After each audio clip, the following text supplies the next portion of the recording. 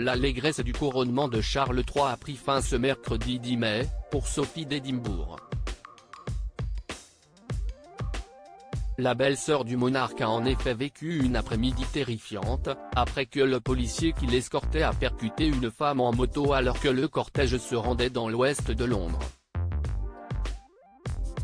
La victime est une octogénaire qui lutte actuellement pour rester en vie.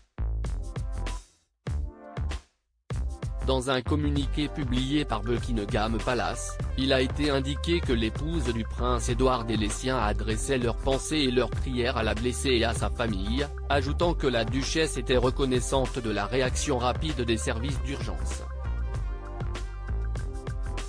Aucun autre blessé n'a été signalé.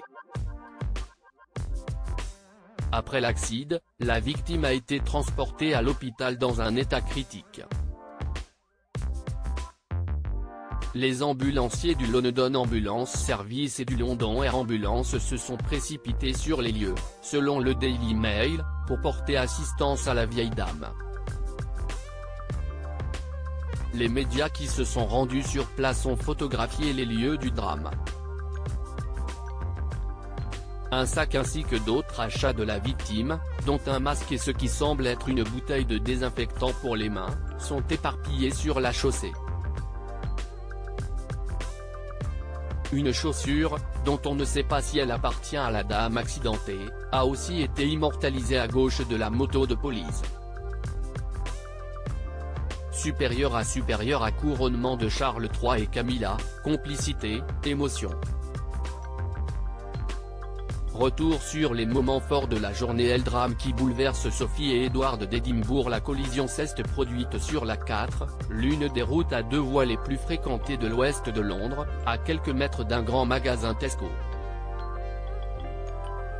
La police métropolitaine a précisé que l'enquête sur les circonstances qui ont conduit à cet accident se poursuivait.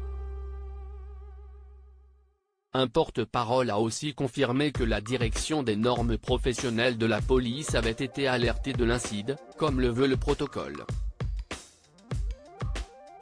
Le moins que l'on puisse dire, c'est qu'après plusieurs jours de festivités liées au sacre de Charles III et la reine Camilla, la mère de Lady Louise et son mari ont brutalement remis les pieds sur terre, ce mercredi. Crédit photo, Backgrid UK.